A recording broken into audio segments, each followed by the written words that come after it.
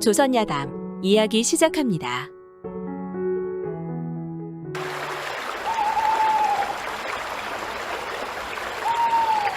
옛날 옛적 어느 강변 마을에 사는 가난한 총각이 어렵게 장가를 들었습니다.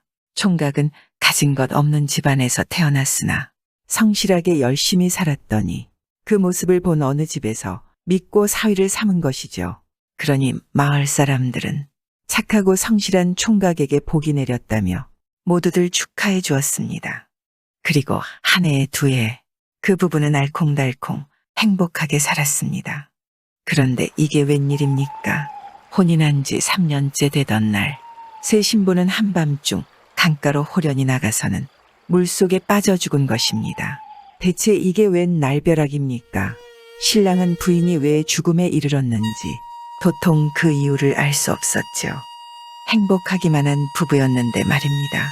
그날 이후로 신랑은 밤마다 강가에 나가 슬피 울었죠.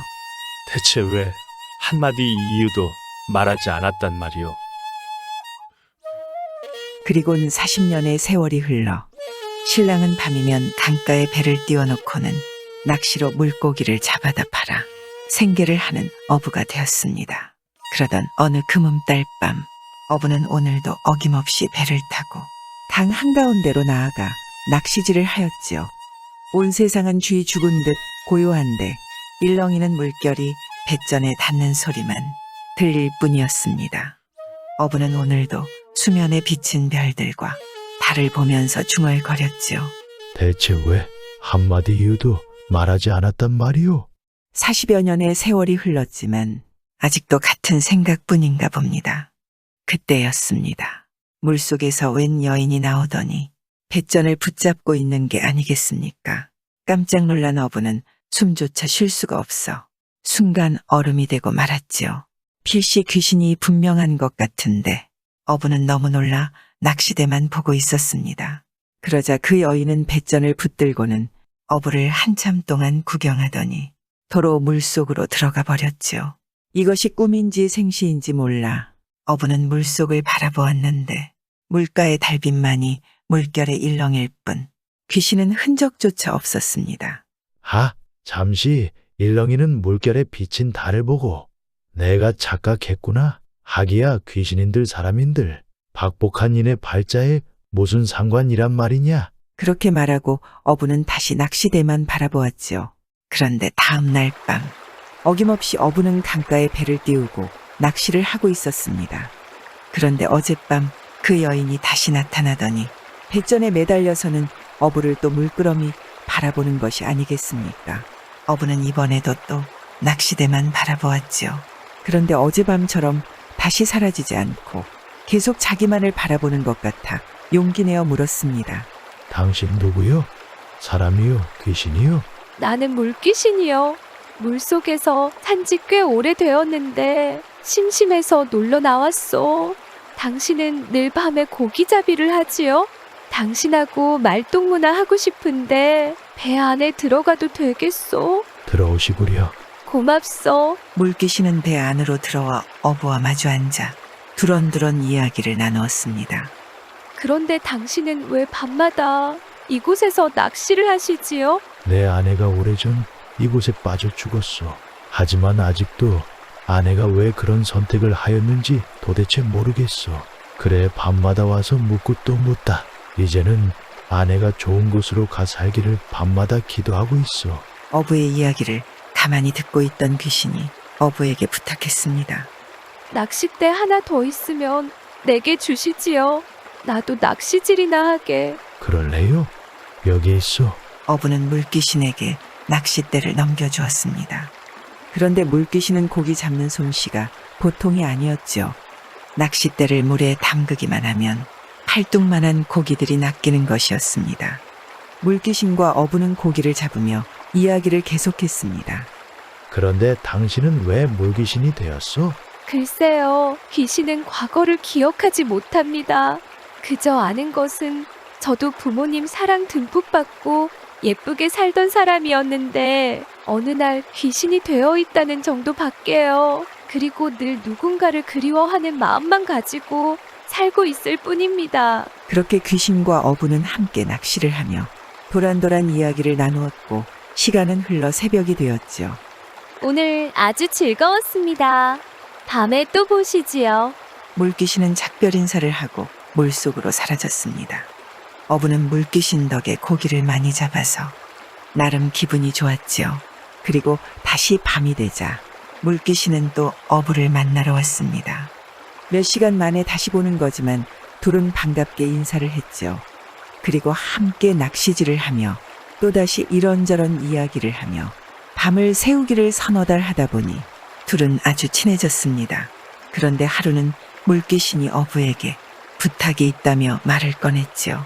부탁이 하나 있어요. 저는 얼마 지나지 않아 이곳을 떠날 것입니다. 내일 밤 자정에 한양에 사는 정승집 외아들이 강으로 오거든요.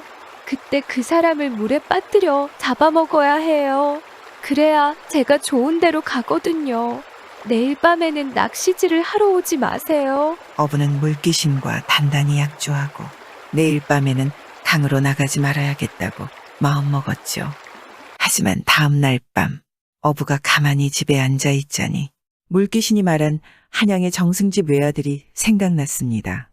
남의 집 귀한 자식이 죽게 생겼구나. 이리 안타까운 일이. 어부는 자정이 가까워질수록 집안에 편안히 앉아 있을 수가 없었지요. 그래 안 되겠다 싶어 집에서 뛰쳐나와 강가로 갔습니다. 그리고 강 주변을 살펴보니 마침 웬 젊은이 한 사람이 땀을 뻘뻘 흘리며 강가로 달려오고 있는 것을 발견했지요. 아이고, 저 사람이 한양에 사는 정승집 외아들이로구나. 달려오는 사내는 마치 정신이 나간 사람 같아 보였지요. 어부는 달려가 젊은이를 붙잡고 소리쳤습니다. 이봐요, 정신 차려요. 제발 정신 좀 차려요. 어부가 소리치는 것을 듣고 정신이 들었는지 젊은이는 어부를 멀뚱히 쳐다보다 그 자리에 쓰러졌지요. 어부는 젊은이를 둘러엎고 집으로 데려와 따뜻한 아랫목에 눕혀놓았습니다. 한참 후 젊은이는 정신이 드는지 눈을 가만히 뜨더니 어부에게 물었지요. 대체 여기가 어디죠? 강가로 달려오던데 생각이 안 나요? 내가 정말 그랬단 말인가요? 나는 한양 집에 누워 잠이 들었는데 어떻게 여기까지 달려왔지? 아무래도 내가 무엇에 홀렸나 봐요. 젊은이는 알 수 없다는 듯 머리를 흔들었습니다. 제가 집을 떠나 온 적이 없어 그러니 한양까지 길 안내를 해주시면 감사하겠습니다. 어부는 젊은이를 한양까지 데려다 주었습니다. 정승의 집은 발칵 뒤집혀져 있었죠. 그 집 외아들이 한밤중에 온데간데 없이 사라져 버렸으니 안 그렇겠습니까? 그런데 멀쩡히 대문으로 들어오는 아들을 본 정승은 버선발로 나와 아들을 맞이했지요. 어디 갔다 이제 오니? 너를 찾으려고 사방으로 사람을 보냈단다. 정승집 식구들은 젊은이가 돌아오자 안도의 한숨을 내뱉었고 어부는 그제야 조용히 뒤돌아 집으로 돌아왔지요. 집으로 돌아온 날 밤 어부는 다시 고기를 잡으러 강으로 갔습니다. 그런데 웬일인지 물귀신이 나타나지 않았지요. 뿐만 아니라 어찌된 영문인지 고기가 한 마리도 낚이지 않았습니다. 다음 날도 그 다음 날도 마찬가지였습니다. 어부는 한 달 동안 고기를 전혀 잡지 못했지요. 그리고 한 달이 지난 어느 날 드디어 물귀신이 어부 앞에 나타났습니다. 어부는 물귀신을 보자마자 사과를 했지요. 미안하오. 나 때문에 많이 섭섭했을 것이오. 그런데 남의 집 귀한 자식이 죽게 생겼는데 하도 딱해서 가만히 볼 수만은 없었어. 됐습니다. 그 사람이 살아야 할 운명이었나 보죠. 뭐 어쨌든 그동안 고생하셨습니다. 고기가 한 마리도 잡히지 않았잖아요. 고생은 무슨. 당신 덕분에 몇 달 동안 고기를 많이 잡아서 괜찮았어. 아닙니다. 그동안 잡지 못한 고기를 제가 다 잡아왔습니다. 물귀신이 그렇게 말하고 허리끈을 풀자 옷 속에 담겨있던 고기들이 쏟아져 배를 가득 채웠지요. 그리고 헤어지기 전 물귀신이 말했습니다. 제가 사나흘 안에 사람 하나를 잡아먹고 좋은 데로 갈 겁니다. 그러니 며칠 강가로 나오지 마세요. 제가 좋은 데로 가면 편지를 보내겠습니다. 물귀신은 그렇게 말하고 물속으로 사라졌지요. 어부는 아무 대답도 하지 못했습니다. 그러하겠다고도 말겠다고도 말이죠. 물귀신을 살리려면 강가에 나가지 말아야 하는데 그렇다고 사람이 죽는 걸 그냥 모른 채 할 수도 없는 노릇 아니겠습니까? 날이 밝고 또 어두운 밤이 되었습니다. 어부는 오늘은 강가에 배를 띄우지 않았지요. 한쪽 편에서 아무 말 없이 강 주변만 바라보았습니다. 그러면서 아무도 강으로 오지 않길 기도하고 또 기도하고 강가에서 밤을 지새워야 했지요. 그러던 어느 날 저녁 어부는 낚시대를 들고 강가로 나가려는데 마을 사람 하나가 부르지 않겠습니까? 어르신, 오늘은 강가에 나가시지 않는 게 좋을 듯합니다. 아니, 그게 무슨 소리인가? 오늘 아침에 강에 사람이 하나 빠졌다는데 관아에 사람들이 와서는 온종일 시신을 찾느라 난리입니다. 아뿔싸, 내가 자느라 미처 강을 지키지 못했구나. 그렇게 어부는 가던 길을 멈추고 집으로 돌아갔습니다. 그로부터 몇 달이 흘렀지요. 그날 저녁도 어부는 고기를 잡으러 낚시대를 들고 집을 나서려는데 대문 앞에 웬 편지 봉투가 떨어져 있지 않겠습니까? 어부가 가만히 편지를 주어서 편지를 열어보니 물귀신에게 온 편지가 아니겠습니까? 편지에서 물귀신은 자기가 사는 곳을 알려주며 꼭 찾아오라고 했지요. 어부는 편지를 읽자마자 짐을 싸 물귀신이 산다는 곳을 향해 길을 나섰습니다. 물귀신이 알려준 곳은 높은 고개를 2개나 넘고 넓은 물을 건너서 깊은 산중으로 들어가야만 하는 곳이었습니다. 어부는 그렇게 몇 날 며칠을 걸어 마침내 물귀신이 산다는 곳에 도착하였는데 깊은 산중에 고래등 같은 기와집인데 많은 하인들을 거느리고 사는 집이었지요. 어부가 찾아오자 물귀신은 버선발로 달려나왔습니다. 그런데 이게 웬일입니까? 어디서 본 듯한 여인이 비단 옷을 입고 달려오는데 젊은 시절 잃어버렸던 자신의 부인 아니겠습니까?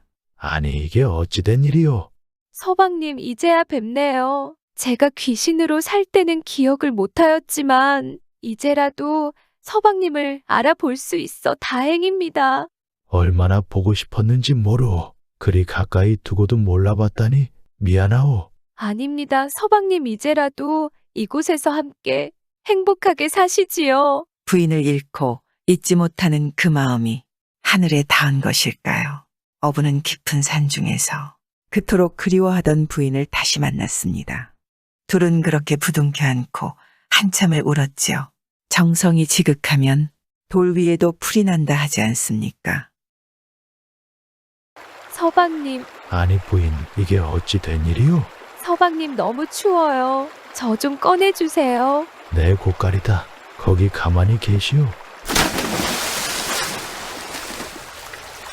구독과 좋아요와 함께 오늘도 좋은 날 되세요.